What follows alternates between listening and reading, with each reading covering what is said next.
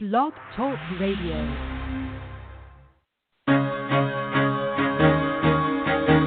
Carol the Coach. Sex, love, and relationships. We talk about it here. Carol the Coach. Compassion with contemporary relevance. I am a psychotherapist. I can be your personal life coach, and I can help you with your issues. There are no problems too small or too big. You can talk about anything. Speaker, columnist, radio TV host, and commentator. Carol the Coach brings messages of wellness and empowerment within reach of everyday people every day. Almost 5 years ago, I lost my soulmate in an accident. He was killed in a plane crash. Life just, for me, has seemed to stop. There are groups all over the city. I teach one.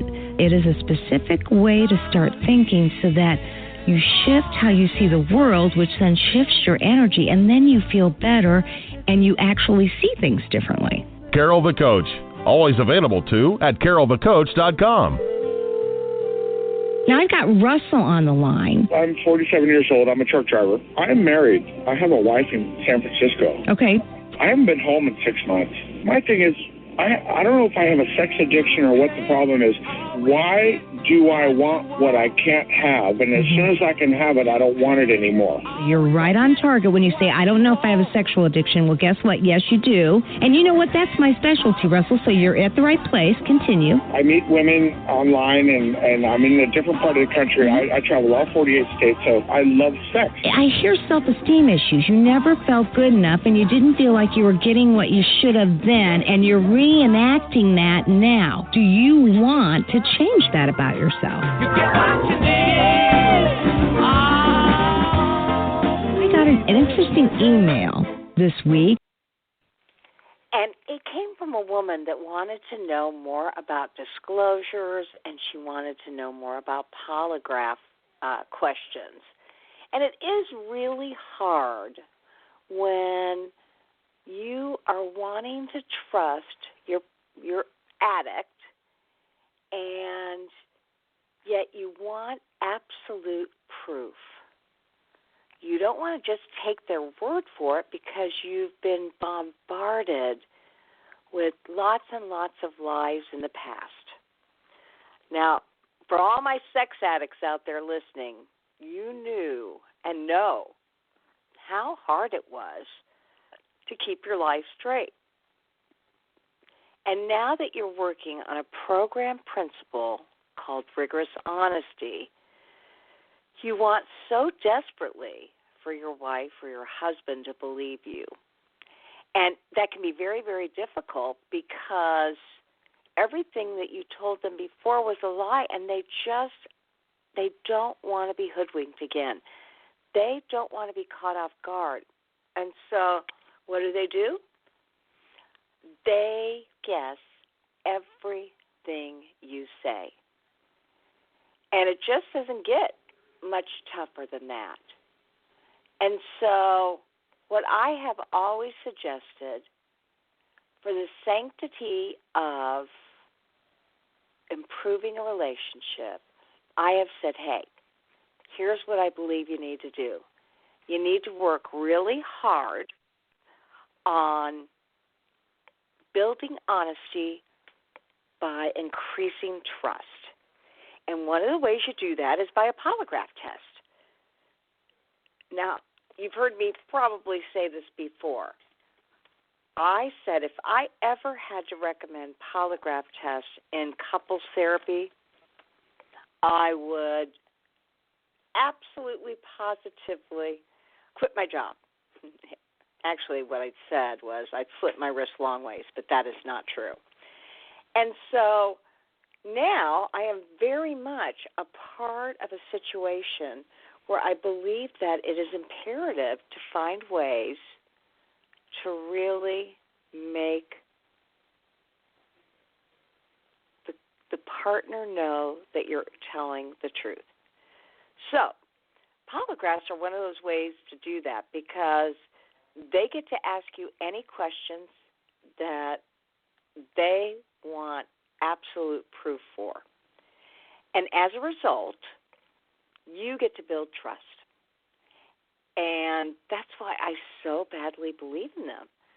You know, it is a surefire way to build the trust. Now, anybody will tell you that it is not necessarily the only way to build trust, and that sometimes polygraph tests are not foolproof. But in my 8 years of doing this, I've not seen a polygraph test where somebody got by. And I guess that's the good news. You know, I trust my polygrapher, and he only allows 5 questions. And as a result, the questions are very accurate. They're yes and no. And they're very simplistic. They're, do you do this? Have you done that? You know, have you slept with any prostitutes since November of 2015? Have you lied to me since February of 2016? Have you made any calls to people? You know, I mean, it's just, they're very, very basic, but they reassure the partner that they can begin to trust you again. And that is what is so incredible about the polygraph test. If you have questions about polygraph tests, feel free to call me at 646-595-284. I really believe that for a lot of people, they can't imagine hooking up their husband or wife to a polygraph test. Now, I did have a woman who was going to talk about she was going to ask some questions. She was going to give you some ideas of what she wanted to ask. But she's debating on whether she wants to do the polygraph at this point. She thinks that the addict has probably disclosed everything, and she doesn't know if a polygraph can help with that. She says her husband doesn't remember stuff, and that later he does. I do admit that that's one of the things that the addict worries about, is that they won't remember everything, and that's why I really advocate for disclosure. And a disclosure is when the addict spends hours and hours with me thinking about his or her timeline, thinking about all the indiscretions, and putting them down on paper and then presenting them to the spouse. And the spouse comes up with questions that she wants to know, so that she tries to get everything out. And then after I've gone over with the spouse the questions that the wife wants to know, we completely create this very accurate timeline, and then I save anywhere from 2 to 3 hours for the disclosure.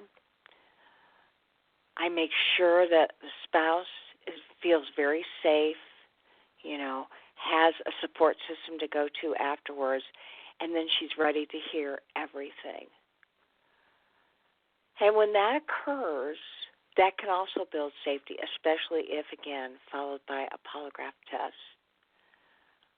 Now, one of my listeners said, I know that you mentioned that I can trust a polygraph test, but what he says he remembers is almost nothing. I'm so frustrated. I've asked him to leave the bedroom. I feel like I need to set this boundary because he has given me so many half-truths and at times tries to justify and minimize. I feel like I need more transparency and ownership to feel safe. I want to give him some polygraph questions, but I just don't know if it would be helpful. Well, I understand that, and that's why I told her, I said, hey, call the show, and we can talk about what would those polygraph questions be, because it is hard to kind of know. And she backed out, and that's okay. She's not ready either. If she were, she would have jumped on this call and gotten some information that she really needs to begin to feel safe. She's indecisive. She's confused. She doesn't think she'll get what she wants. That's how partners feel. So for my sex addicts out there that want to do everything to increase the safety and security in their spouse, I highly recommend that you go through a disclosure and you follow that up with a polygraph test. Now, I just did a YouTube. You can get on my YouTube channel, Sex Help with Carol the Coach, and learn more about disclosure and polygraphs. Go to yesterday's date because that's when I did a 10-minute segment on it. I think you'll find them helpful. I've gotten a lot of good feedback, and I'd love for you to subscribe to my channel because it helps to keep you abreast of what's new and current. And, here, this listener has said he seems to justify and minimize. And so I highly recommend that you get my book, Sexual Addiction, Wisdom from the Masters. It's a compilation that I've put together of 12 of my favorite radio shows. And the second chapter is by me, and I talk about defense mechanisms that are so oftentimes used by addicts. They don't even mean to, but they do. So that you can spot when you hear a rationalization or justification, when you feel that your loved one is minimizing. You can call him or her on it. In this book, you can get the ebook for $9.99. All the money goes to research. It goes to AFAR, which is a research group that supports sexual addiction research. And I got to tell you, it's an amazing book. The first chapter is Sex Addiction, Suffering into Meaning by Patrick Carnes. Chapter 2, again, is what I've contributed, Why Sex Addicts Stay Sex Addicts, Defense Mechanisms.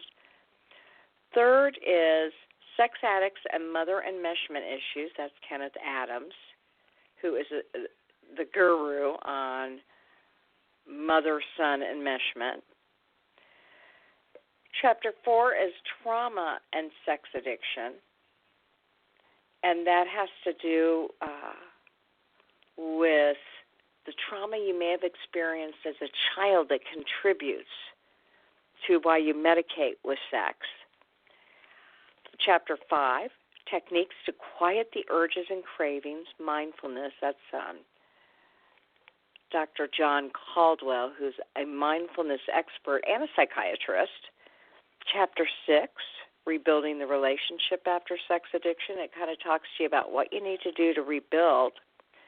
Chapter 7 is Deb Kaplan's For Love and Money, Exploring Sexual and Financial Exploitation in Relationships. Chapter 8, Why Should You Seek a Partner-Sensitive Therapist? That's my guru, Dr. Barbara Steffens, who is the president of APSATS, the certification program that helps train partner-sensitive therapists. I am one of those. Meditations for creating healthy sexuality and relationships. A partner story, A House Interrupted, How Attachment Issues Affect Sexual Addiction, and in general, sexual addiction recovery. These people are the gurus, and I kid you not. They are people that have spent their life developing expertise in sexual addiction, and, that's what this show is all about. It's getting people together who know their stuff. Maybe they've been in recovery. Maybe they have devoted their life to helping others in recovery. Now, tonight, we actually have Jonathan Taylor, who's a CSAT and LCSW, and Jackie Pack, who's an LCSW and a CSAT supervisor, and they're going to be on the show to talk about their new podcast for people in recovery. They launched this podcast in late 2016 after working for a year to craft a format and content that would be useful to people, and they do a lot of storytelling. They actually landed in a format where they use stories, their own personal stories, and then obviously other people's, to show principles relating to a full and healthy recovery. The name of the podcast is Thanks for Sharing. And I said, guys, you're not competition. There's not enough education in the world. And so I am so happy to welcome them both to Sex Help with Carol the Coach. And so, Jackie and Jonathan, are you on the line? I'm here. We are. Excellent, excellent. Well, congratulations on the podcast that you've developed. Thanks for sharing. It makes me think of the movie, Thanks for Sharing. Thank you, and we actually had that movie in mind. We thought that was a pretty powerful movie to show what sex addiction recovery can be, and that is one of our what's the word I'm looking for? Our inspirations we pulled from for this. So tell me, what made you decide to use media format, internet radio, to bring to the world more information about sexual addiction? Carol, as we work with a lot of our clients, I just think that people in recovery are looking for a lot of different resources. And I think it's important to have a variety of resources that they can turn to, that they can listen to while they're commuting in their car. I find that most people just are so stretched for time.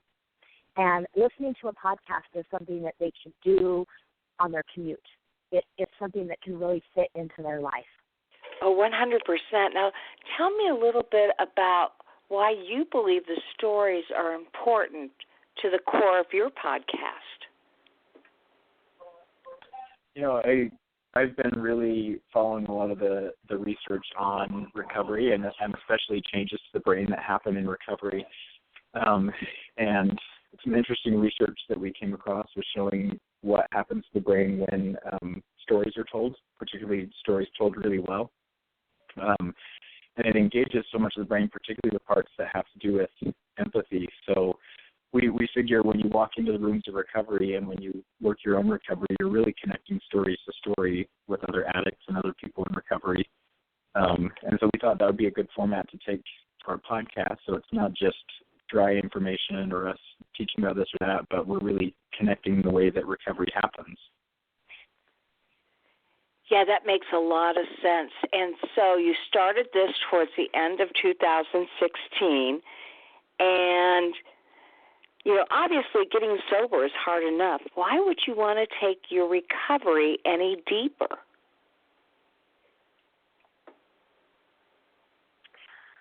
Well, I think one of the things, that people in recovery recognize is that getting sober is one part of the equation, and it's a hard part of the equation. But simply getting sober isn't enough to maintain years of sobriety. And so I think that's where there has to be a time, when somebody has established a program that is the natural outgrowth of getting sober and seeing what life looks like when you're not living crisis to crisis. Just a couple of weeks ago, I was on the phone with a guy who was looking for a therapist, and he was already involved in a recovery program, and he already had like a year of sobriety. And I asked him, so why do you need something more? And he said, I just feel like there's more to life than being sober. And then he went on to talk about what he wanted in his relationships with his spouse and with his children, and what he wanted out of his work life, and what he wanted out of his personal growth. And he said, sobriety is not going to get me there, and I'm realizing that. I just don't know what else I need. So I think for a lot of people, after they get sober, there's kind of this pull or this feel that there's something more, or there's more than just going without. There's kind of that life of meaning that we build. So we really try to address that in our podcast, not just hints for getting sober. There are some really great podcasts out there if you're looking to get sober, but we're really looking to take that sobriety deeper into a lifestyle that you can live for years and years that will continue to bring you happiness and health. Yeah, that makes sense. Now, you guys, are you on speakerphones? Okay, because you're kind of breaking up. Can you hear that in each other when you talk? Oh, okay. Yeah, I'm So I not didn't know. a breakup. Okay, now that sounds better. I don't know what you did, but that sounds much, much better. And I want to make sure everybody hears you because obviously you have made it your mission to help people recover. And you two put a really big focus on relationships in this podcast. And obviously sexual addiction is an intimacy disorder, and so you're trying to enrich relationships, aren't you? Yeah, absolutely. Yeah. Go ahead, Jackie. Go ahead, John. Oh. I will just add to that. I mean, I think, as human beings, we're wired for connection. And I think so often we find that with addiction, there's underlying trauma behind that. And most often that trauma occurred in some type of relationship wounding, whether it was things that needed to have some type of trauma that is rooted in some type of relationship attachment wound. And so I think in healing, we're really looking at building some strong relationships, and maybe that initially begins with some of my clients. That begins in the relationship they have with me as their therapist. And they start to understand what a boundary relationship feels like and how that creates some feelings of safety that they're able to get vulnerable in without being hurt. Then maybe they can take that to the next level in their recovery groups and start to have some healthy, valuable relationships there, with the end goal of taking that into some of their primary relationships and to be able to have fulfilling relationships. Yeah, I don't know if you guys remember from Symposium about a year ago, the CSAT Symposium, when Dr. Carnes was talking about what he's been learning about addiction, and he was talking about the parts of the brain that have to do with empathy and how in any kind of addiction we'll see shrinkage in that area. And as I was listening to that, I was thinking, like, just getting sober and just, clearing up the garbage in the brain isn't going to restore empathy. And there's a lot of really good evidence that you can actually build empathy and enhance empathy by practicing it. And I don't think empathy is built in isolation. It's not something we build from the sidelines. So we feel like relationships are really key to building happy, healthy people, because you can't think your way through being happy and healthy in isolation. You really have to have some supportive, strong relationships that you can kind of get messy in and try things out in and make mistakes in, and then recover from those mistakes and repair and mend. I think that's really what recovery is set up to teach people. Yeah, so I was going to say, Jonathan, for our listening audience, based on Dr. Carnes' talk during the symposium, empathy is one of the hardest skills to learn because most people do have intimacy disorders and they don't possess that naturally. They were never empathized with when they were growing up. So what would you tell our listening audience to do to develop that empathy? I think, kind of back to the core of our podcast, I think sharing stories and listening to each other is one of the first ways that empathy builds. I've got my children are little; they're 4 and 6 years old, and it's amazing to watch their emotions interact as we read stories or we tell stories together. And I can tell when they're listening and when they're engaged, they'll ask questions, they'll make eye contact, their emotions will kind of rise and fall with the emotions of the story.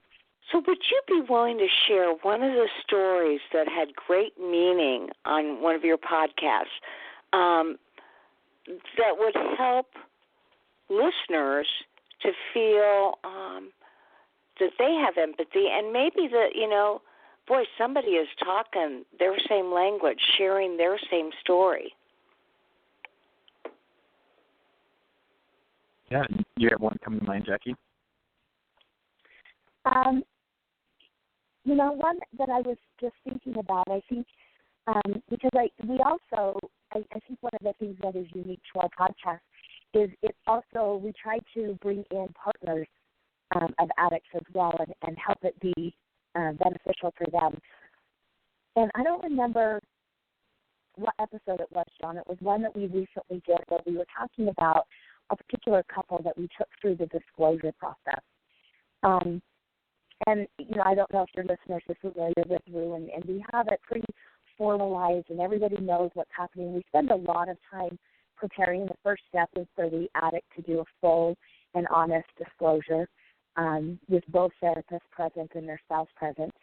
And, we've had people work on this for 6 months, for 10 months, in order to give a complete and honest disclosure, and also to have one that shows some insight and the addict is able to take some responsibility and accountability for.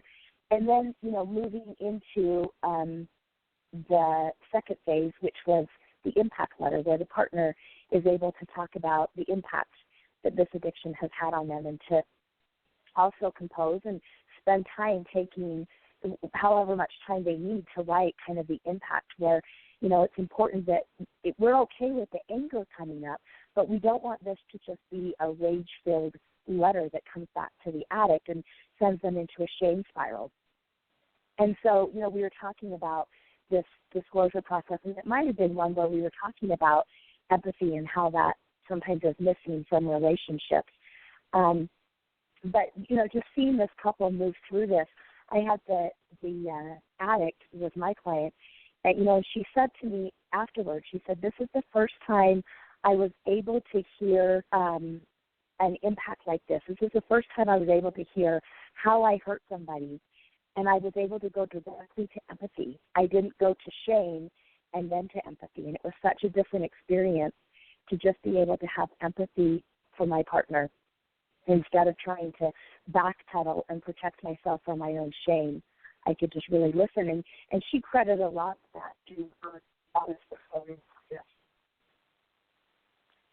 Yeah, how heartwarming that she had that experience. And it is the kind of experience that when you've had it, it produces a different kind of dopamine that feels so good for self-esteem, as opposed to the dopamine rush that you can get when you're looking for the next hit or, the next adventure.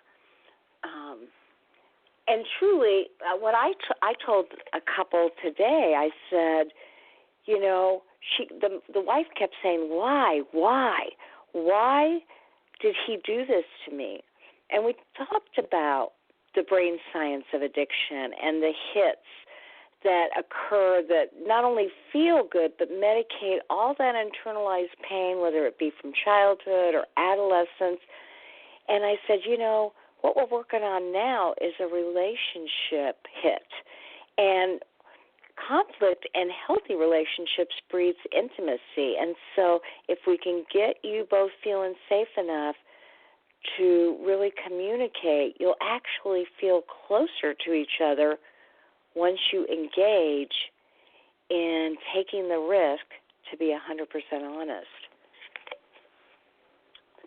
Absolutely. Well, and I think that's part of the healing that happens in relationships is, people start to recognize that, like Jonathan was saying, the relationship is going to be messy.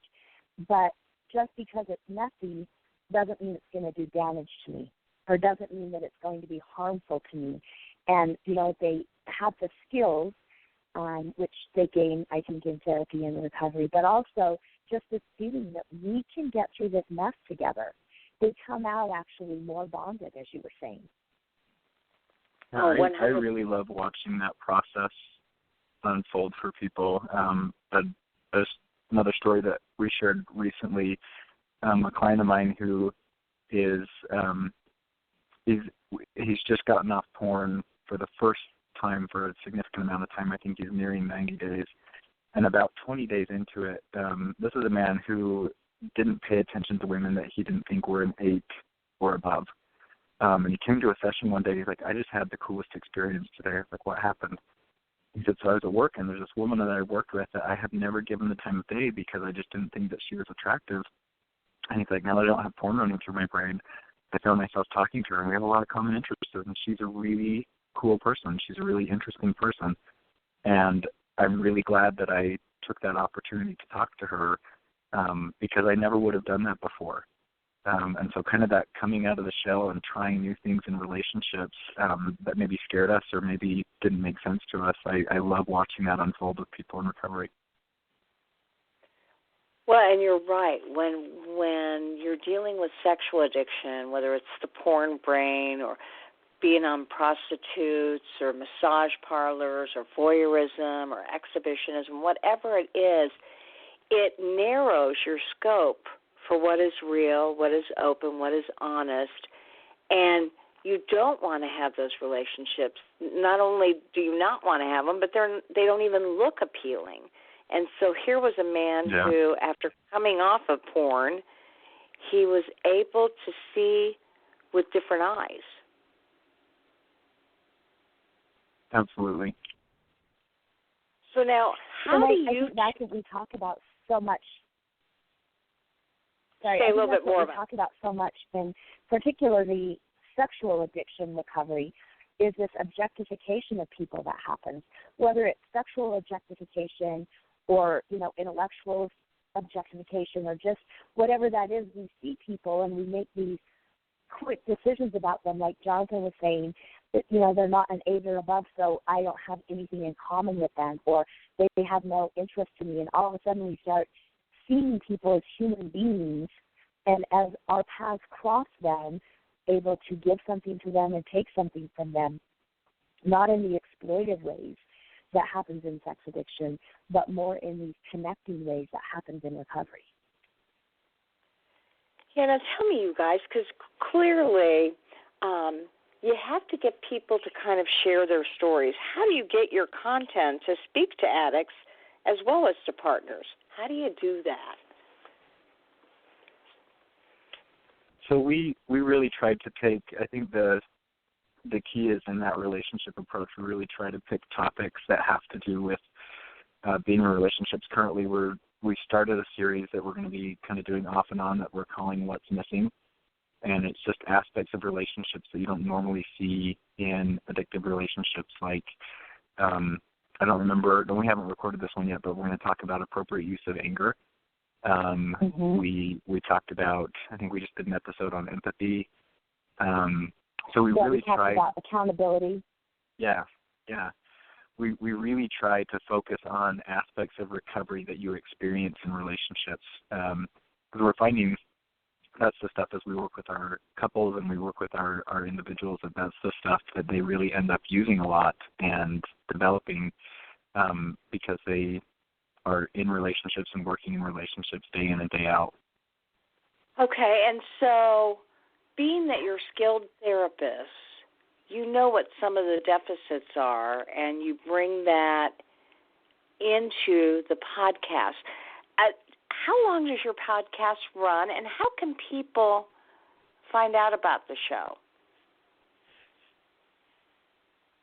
So most of our episodes we shoot for anywhere between 20 minutes. 20 minutes is probably on the short end, but maybe between 25 minutes to 35 minutes.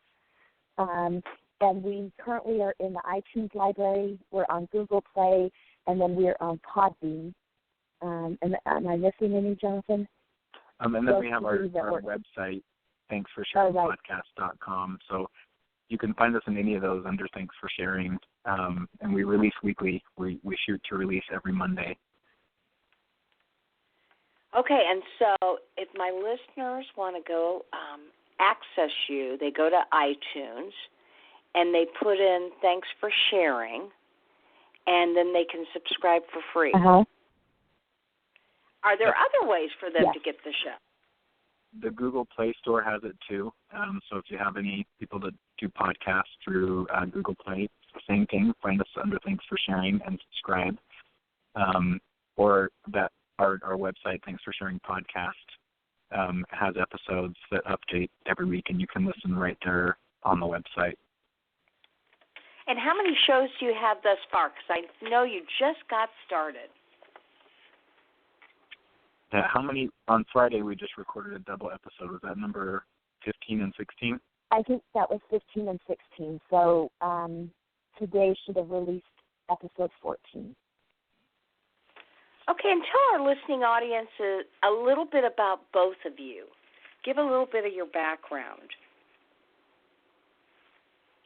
So we talk a lot about this in episode 1 and 2. We kind of tell our stories, but so the current snapshot of me, I'm a therapist. I work primarily with sex addiction. Previous to that, I came to my own recovery about 10 years ago, and that's really actually what got me interested in working with sex addiction specifically. I feel like since getting into recovery, that has kind of been my calling and been the path that I was on. So through that, I've really seen a lot of things come together with, family of origin and trauma things that I've had to work on, recovery things and relationship things I've had to work on, and really the work that we do as therapists in the practice that Jackie and I work at really echoes a lot of the work that I've done in my own recovery. I always joke with my wife that my hobby is my job, so it's really hard to find time to do actual hobbies because I really, really enjoy what I do and really get a lot out of it. It's I think, my biggest source of passion in my life. Absolutely. And Jackie, how about you? Yeah. I kind of jokingly say that I wasn't hearing the call to do this work, and so it kind of had to knock me on my head and pull me into this work. Because in my life, I didn't think I knew anybody who had addiction, but the only job I could get out of graduate school was working with addiction. And so I took the job and kind of thought, I'll just work for a little bit of time, and then I'll find another job in another area of specialty in the mental health field. And the more that I started working with addiction, I was perplexed because I kept thinking, as I understand more and more about addiction and recovery, why is my story starting to make so much sense? And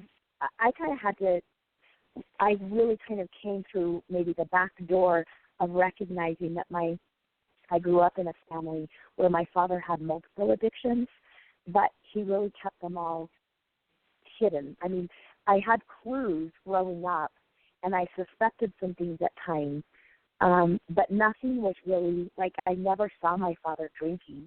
I never saw my father smoke cigarettes.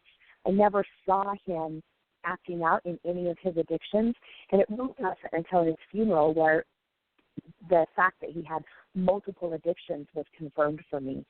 But I for myself, just around the fear that I had from growing up in that family dynamic and growing up in addiction, and just really, like Jonathan was saying, came to love this field and really feel passionate about my own recovery, about the recovery I can help clients gain, and to see their lives transform and for them to have this awakening in their life. It is just something that is incredible. And so when you're working with a client, this is a question for both of you, do you share any of your own strength, hope, and recovery? For me, it really depends on the situation. First and foremost, I want to make sure with my clients that they know that the space is theirs. But at the same time, like, I think this classical way we've been trained to be the therapist and have the patient in the room and there's a wall between us, I just don't think that works very well, especially in sex addiction recovery. It is a big relational thing. So depending on where my clients are at and how long we've been working together, they get parts of my story, and sometimes it's very specific. Hey, I'm going to tell you about this because I think the information will be useful to you, or as a way to, build some rapport, or even just to be able to empathize. Like, I know how you feel. I've been there too. There's different degrees and different ways that I'll share my story, but I think around our office, and correct me if I'm wrong, Jackie, we're all fairly comfortable with our stories, and we use our own personal stories a lot in what we do with our clients. Yeah, absolutely. I think in order, as we've talked about developing healthy relationships as part of the deeper recovery work that needs to be done. Like I said, I think one of the first relationships where that occurs is in the therapist-client relationship, of course with appropriate boundaries in place. But I don't think we can create a real relationship with our clients if it's only one-sided. You know, now, as Jonathan was saying, the timing as to when we share and what we share is really important. But we need to start developing a two-way relationship with our clients, not that we're working out our own issues in our own therapy sessions with clients, but that they can feel something real from us and that's able to be discussed and opened up and explored in a session. Well, absolutely. And I know that you're both very skilled therapists and you work with sex addicts. And certainly I'm an APSAT. I am a partner-sensitive trained therapist. And so, you know, we all know that partners can look really angry, you know, about the addiction. And, you know, your experience, I know you shared with me, was that sometimes partners don't want to participate in treatment because they're afraid somehow they'll be blamed for the problems. So how do you approach treatment with partners? I mean, I think one of the first things, you know, I think a lot of partners are afraid, and many of them have the experience where they have been blamed, that, you know, they weren't doing enough of something or they were doing too much of something else, and why wasn't the relationship working? And a lot of times it's overlooked that this addiction was in place before the relationship was. So I think partners have a valid reason for being a little bit hesitant to walking into therapy. And I think initially, you know, similar to any client that walks in the door, they walk in the door and we want to know what their story is. I want to get familiar about who is this person sitting across from me. What is it like? What is their lived experience? And, you know, most often as their story starts to come out, it makes sense. Their emotions make sense. We're able to validate those emotions. We're able to kind of help them pick up the pieces and start to make sense of everything that's been going on in their life. And for many partners, I mean, it's been a hard decade, maybe 2 decades, where they've really been trying to keep this family system together, trying to not rock, and they're just exhausted. And so I think getting them to start to have a safe place where they can open up and it's not going to come back at them, it is a place where they start to say, I need help, and I don't want to be judged for needing help. And Jonathan, do you find that to be true? Sorry, go ahead. Because, I mean, obviously... Go ahead. I was just going to say this afternoon I took my family to see the new Disney movie, Mona, and I won't spoil it too much, but at the end there's this really poignant line in something that actually made me think of partners and a lot of the trauma clients I do work with. The main character says to the bad guy, "It's they stole your heart, it's not your fault." And then there's this moment where things are restored, and as Jackie was talking, that was making me think of that's really a lot of the work that we do with partners is kind of helping them set aside the layers of shame and blame that they have of themselves because they've been trying to keep this system together and it hasn't been working because they've been fighting against addiction and chaos and all of those forces that they may not have known anything about. And so we really do that, restoring their heart and them being able to grow and be healthy and have boundaries despite what their addicted spouse in recovery decides to do. Yeah, absolutely. And so obviously you have found that the 12 steps and other recovery checklists can really help addicts in treatment. But how do you know what to do to get your recovery to go deeper, to get their recovery to go deeper?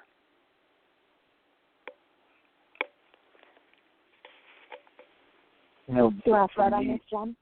Yeah, I was going to say for me in my own recovery, it wasn't necessarily what I knew how to do. I was like, so I've really worked on getting sober, so now I need to work on relationships. It was more like as time went on, I found people in my past and opportunities in front of me that called me out to develop things. Like in an episode we recorded recently, I was telling Jackie that prior to coming to work for her out of graduate school, I had in my mind that I was going to do this lone wolf therapist thing, and that relationships were a really nice concept, but I didn't feel any use for them until I started working on a really great therapy team and seeing the power of relationships between me and my colleagues, and the power of the relationships that my clients were forming with each other and with their treatment team. And I've through the time that I've worked here, I've really been called to some things that have not only deepened my own recovery, but have really transformed me personally. And for me, that's been the way that I've found the next step in recovery to take. It's kind of that when the student is ready, the master will appear, and there's been a lot of things that have been teaching me throughout the years. Very good point. And so part of it has to do with your readiness. And again, that great team of people that make you feel safe enough to see things a different way, just in the way that we all as therapists hopefully help our clients to feel safe enough to see things from a different perspective. Going deeper does require multiple levels of support. So how do you see the role of therapist versus sponsor versus recovery coach? Yeah, I think I hear stories where there's a lot of territorial kind of marking our ground or marking our space. And that always saddens me as a professional, because I really see us as a team. And, there are things that a recovery coach does that as a therapist, I don't have time to do that. I've got training and different expertise that I can do with clients, that sometimes if I needed to do the role of a sponsor, I may not always get to where I'm able to as a therapist. And so I think it's really important in the recovery field that sponsors, recovery coaches, therapists really all start working together and seeing each role as really valuable to long-term recovery. And I know as a therapist, I'm always grateful, when I hear that they finally have a sponsor that's working for them. So grateful to hear that. And oftentimes they'll come into me and say, okay, I need some consultation on this. And I want to know, have you talked to your sponsor about that? What does your sponsor say? Because I don't want to start getting triangulated. I don't want them shopping for advice and trying to pit me against a sponsor. I've also had the experience where, we're walking clients through a disclosure process, and I know that the sponsor really kind of has their eyebrows raised and is thinking, I just don't think that this is a good idea. I don't know about getting that honest with your spouse. And, if I have a relationship with the sponsor, or the sponsor at least knows of me, they're more likely to trust that process, which I think is so helpful, in the recovery rooms, if they are trusting what's happening in the therapy offices. So I really want to see all of us looking at each other as having a unique and valuable role, and each of us are supporting this person in getting long-term recovery and building healthy relationships and creating lives of meaning. Oh, I agree. Now, for our listening audience, what do you see as the difference between a therapist and a recovery coach? So one of the big differences I see is the scope of practice. I think recovery coaches do a really good job at kind of coaching through daily living. This is how we stay sober. This is how we work the steps. This is how we manage our life. I think really the therapist's job is to get at the core of the pain and help to resolve and heal that pain. And sometimes without, Jackie did a really good job at talking about how the different parts work together. I see clients who maybe don't have those different parts working together, and as a therapist, we're trying to get at that core wound and heal it so that the issue resolves. And but we have to get too caught up in the kind of the crisis of the day, or how do I do this, or how am I supposed to approach this? So I think that's, for me, that's a big distinction between the recovery coach and the therapist. And I'm really glad when my clients have a good recovery coach, because it's almost like they cut through a lot of the fog and they start living and healing on this plane where they can really get at the root stuff and they can really get at the core stuff. Yeah, it is that multiple and then I would level. just add, as one of our Go ahead. I was just going to add, as one of our recovery friends talks about, and then the role of the sponsor. I think it's so important. Everybody needs a volunteer in their life, and that's kind of the role of the sponsor. That sponsor is able to kind of be there. Usually you're paying recovery coaches, you're obviously paying therapists, but everybody needs to have a volunteer in their life who is there because they care. And that doesn't mean that recovery coaches and therapists don't care, but I think especially for people who are recovering, having somebody that is sitting down with them on a Saturday morning listening to a 2-hour first step for no other reason than somebody did it for them, I think that's huge. Yeah, and it's interesting because truly, when you get a group of professionals and volunteers together and kind of create that village to help support somebody, it may be, Patrick Carnes refers to it as the committee. The support you need. He says addicts cannot do it by themselves, and when they solely depend on themselves, they will fail.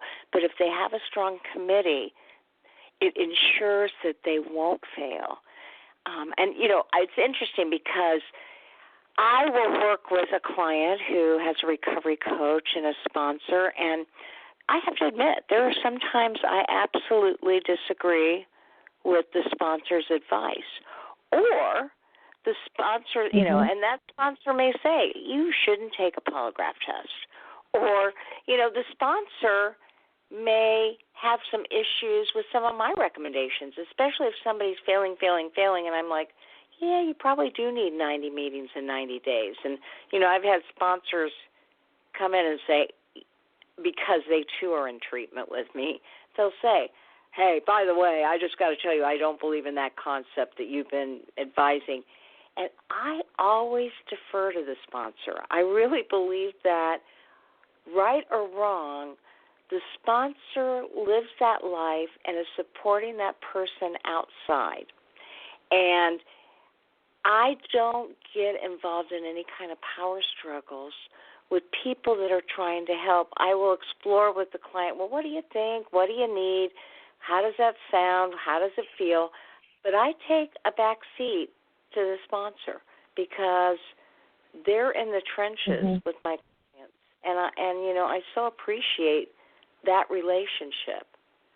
Have you ever found that there's been disagreement on your end with a recovery coach or a sponsor? Yeah, I mean, Go ahead. My philosophy on that is, the individual who's sitting across the chair from me, this is their life, and I'm a big believer that mess teaches a lot. And that's not to say if there's advice that I disagree with, that I see this big mess coming and, I was right. Sometimes, that advice that they get from their sponsor, that at first I'm like, I don't know, but go ahead. Like, it turns out to be exactly what they need. But I think it's up to that individual to get consultation, to weigh the options, and decide what they're going to do for themselves. And if it's a mistake, great. They can learn from it. If it's the right thing to do, great. They went through the right steps to get there. So, I think when it comes to being part of that committee, my role isn't to steer the committee. My role is to be a part of it and to let the person who has called the committee together, that the client, really be the one who steers the committee. And I was Jackie? just going to add to that. Doesn't mean that I have some magical knowledge that I have all the right answers. And so I like that idea that Carnes put out as a committee where we consult with each other. But at the end of the day, I think part of it is empowering the client. And I like to think that a lot of this, we have this opportunity to model healthy relationships, you know, and in healthy relationships, not everybody agrees with each other all the time. And in healthy relationships, we don't always make the right choice. And that's not the goal of recovery. And as Jonathan was saying, if we make a mistake, guess what? We can adapt. We can say, okay, that didn't work out. Okay, what are the lessons for us to be learned in this? And now let's adjust and kind of reconvene. And what is the next right step for us? And so I think a lot of that gets modeled as this committee works together with the client and hopefully empowers this client to have the courage to make decisions and to make mistakes. Absolutely. And again, I'm talking with Jonathan Taylor and his partner, Jackie Pack. They are therapists who have started a new podcast for people in recovery. It's called Thanks for Sharing. You can get it through Google. You can go to iTunes. It's anywhere from a 20 to 30-minute format where they use stories, some of their own personal stories, and some from the larger pool to show principles related to a full and healthy recovery from addiction. I know that so many of my listeners, you know, they don't listen to the show live, but they download it, and while they're mowing the grass, doing the dishes, going on trips, they get an opportunity to really listen, and it gives them pause for thought. So I cannot thank you enough for sharing your wisdom, your life, your recovery, your stories with our listening audience. I encourage everybody to tune in to Thanks for Sharing. And again, you said a new episode, you download that every Monday, correct? Yes. Right. Yeah. So as we end, are there any principles that you want to identify that our listeners will learn about in the last 16 weeks of your show? I think my favorite series that we did, and I think we started about episode 5. We did this series on becoming relational through recovery, and so we started by looking at attachment and relationships and attachment trauma. And we looked at what addicts need to know about their spouses and what spouses need to know about their addicts. Kind of, in my mind, kind of gave the overview of where addiction starts, what healing looks like, and where we get to in recovery. And that's one of my favorite things that we've recorded so far. What about you, Jackie? Liking this series that we started. Initially, we started it just as a one podcast. Let's look at what is missing in relationships with addicts. And we ended up with too long of a list for one episode, and so we just said, okay, we'll just make it an ongoing series, and every once in a while we'll pop one in talking about what's missing. I think that's such a powerful question that I practice myself, you know, when I kind of go through a process after I, you know, have come to, so, you know, what I would say, okay, I'm through the process, I have to circle back and say, what did I miss? Because no way is my brain going to get everything the first time. So I think that's such a great question to be able to go back and say, what's missing, or what did I miss, or what do I need to add? And that keeps us evolving as human beings, and it keeps us evolving in our relationships. Oh, good point. Well, guys, thank you so very much for, you know, sharing your wisdom and continued success. I know how important this stuff is to listeners and clinicians and people in all types of recovery. So I wish you the best of luck, and let me know if you ever want to come back on the show and share some more of your wisdom. Thanks, Carol. All right, you have a great day. You too. Thanks. You too. Okay. So that was Jonathan Taylor and Jackie Pack, and they obviously have made it their mission to educate people on personal stories that have to do with recovery. And you know that's a mission that I believe is so important. So, hey, I thank them for sharing, and we'll catch you next week for more information.